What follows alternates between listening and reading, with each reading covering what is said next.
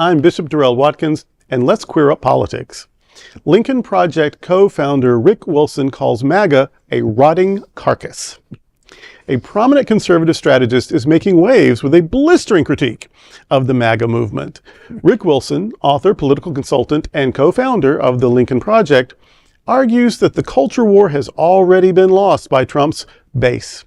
In a blog post tied to Super Bowl weekend, Wilson described what he called, quote, the rotting carcass of the MAGA era, its shrieking insecurities, its pathetic resentments, its festering hatreds, and that distinct metallic tang of panic rising in the back of its throat behind the soft wattle, end quote. While acknowledging what he called a terrifying moment, Wilson wrote that the evil men at the heart of this evil movement are not invincible. He said, quote, fascism wants to scare you into silence. But sometimes fascism trips on its own lies and absurdities and pratfalls onto its sneering face, end quote. Wilson also targeted Republican redistricting efforts, arguing that they are backfiring as Hispanic voters shift. He concluded that MAGA is a, quote, shrinking, shrieking rump of the American experiment, end quote. Wow. Say what you want to. He's a good writer. He's got a way with words. Yes, he is a wordsmith for sure. And it does show you, though, like a lot of just the mean, hateful, selfish, violent, cruel stuff. That's not what conservatism is. They call themselves conservative, but Rick is a real conservative. And you can be conservative and liberal. We disagree on, about taxes maybe, or about how we take care of people. Not that you shouldn't take care of people, but how are we going to do it? That's, and then you can talk about it and then you make compromises and things happen. Well, that system is dead. Yes. Right. And it's because of this movement. Although this movement didn't come in tanks, we put them there. But at any case, I did. Some people did. The people who voted for them and the people who didn't vote at all. Yeah. And possibly some illegal stuff that we can't prove. But anyway, that's not conservatism. Right. That is fascism. Yep. That is cruelty. That is evil. Because like when they say, well, we don't want the government to pay for this, but we also don't want other people to pay for it. Like we're going to cut federal funding to these nonprofits, or we're going to penalize you if you serve these people. So what they're saying is, there are just people we don't think deserve to exist. That's not conservatism. Right. That's hatred. That's dystopian. And it's mean. Yeah. Every week just I say mean. the cruelty is the point. It is the point. It's the cruelty, and however, cutting HIV funding, cutting USAID, they were sending condoms to Africa. People said, well, why are you sending condoms to Africa? You're encouraging people to have sex. They said, no, what they're trying to do is they're trying to prevent the infection of new HIV cases in Africa. But they don't want that, because what they want is they want people that are not like them to suffer and to suffer. Yeah. And Wilson has been going after the orange malignancy for years. Yes. And I love the title of his 2018 book is Everything Trump Touches Dies, which begs the question, when will he touch Russell Vought and Kevin Rudd? Oh my goodness. It is, and people say, and these are silencing techniques. Well, because you're wearing this, so you shouldn't talk about politics. No. I shouldn't endorse a candidate, and I never have. I shouldn't make contributions to political parties, or at least I shouldn't let the church do that. Never have. But when I see a woman shot in the face, it's not political to say that's a terrible thing. Right, exactly. And so, or it's human design. Exactly. Yeah. Or when I see people like, well, they'll have sex. Let them have sex. I have sex. You have sex. Sex is a good thing. I just hate that is a thing. Well, they're encouraging them to have sex. I don't think they need encouragement, but what they need to do is not die because of it. Right. You know what I mean? So, did you see the MAGA people? They did a rendition, an AI rendition of Bad Bunny's halftime show. I was listening to an art historian commentator, and she said, these fascist people, they don't know how to make art, because when their art is solely focused on getting you to hate another person, it's not art. Really art. No. It's not good propaganda. Art. It's propaganda, and it's dumb. And it's not dumb like, oh, you're so dumb. It's dumb because it doesn't hit enough of the emotional chords of what art is supposed to do. You know, it's a one-note Johnny.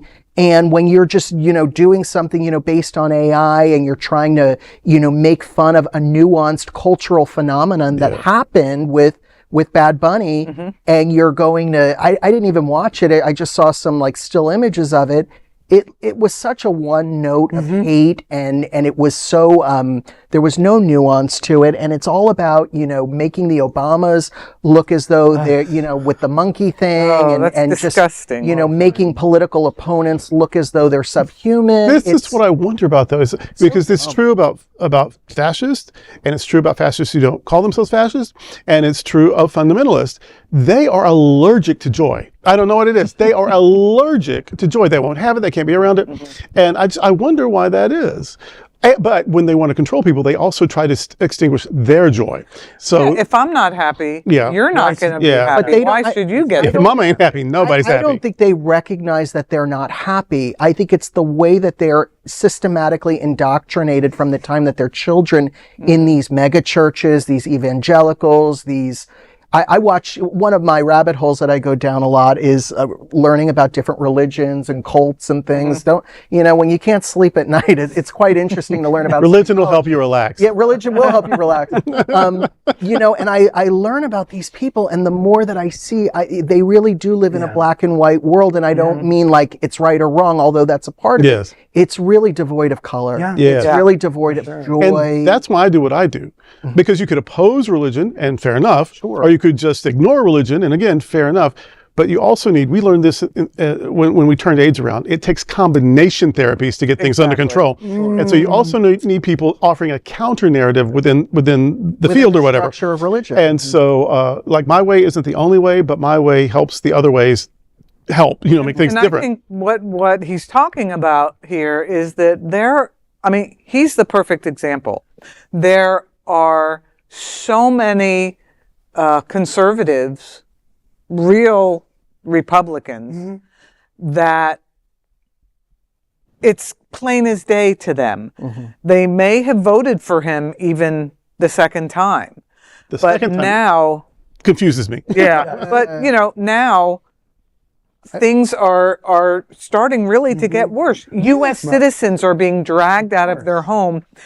Old man in his underwear in the freezing cold. You mean to tell me you couldn't wait 2 minutes for this old man to put some pants, some shoes, and a shirt on? And everybody, if your foot is on American soil, you deserve due process. Exactly. The Constitution does. I teach U.S. history, and the Constitution does not say that citizens are entitled to the Bill of Rights. It's anybody that's in this country is entitled to the Bill of Rights. So when somebody says it's only for citizens, it's not. What about humanity? Yes. Absolutely. Well, Let's talk about humanity. But just like they're allergic to joy, they are completely antagonistic to compassion, empathy, being a person. Empathy is a dirty word. Wasn't it Elon Musk who said, or no, and I hate to say his name because it's very controversial, but Charlie Kirk said that one of the sins or one of the deficits or bad things that happened in America is empathy. He did say it. Empathy. So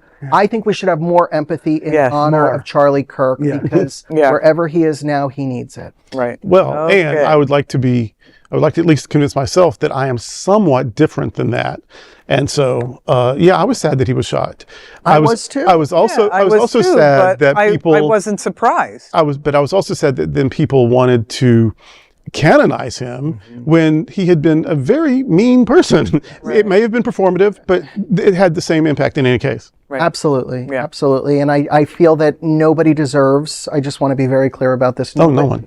It doesn't matter if you're the worst of the worst, you know, neo-Nazi on the street or whatever. I might dislike you immensely. I might disagree with absolutely everything that you say, but nobody deserves to be murdered or shot or assassinated. And, you know, my heart goes out to his family, his community of people, and I just hope that we can build a better world together. The religious people, the non-religious people, everybody can, you know, come together and just know that, you know, that is not the way to handle things. So rotting carcass, yay or nay? Yes. Hell Rotting yes. Carcass. Oh, yeah. Let And- those worms and maggots. And the eyes have it. There is no other queer nonprofit media platform like this in the entire world. Support our LGBTQ stories by sharing them and subscribing to Queer News Tonight.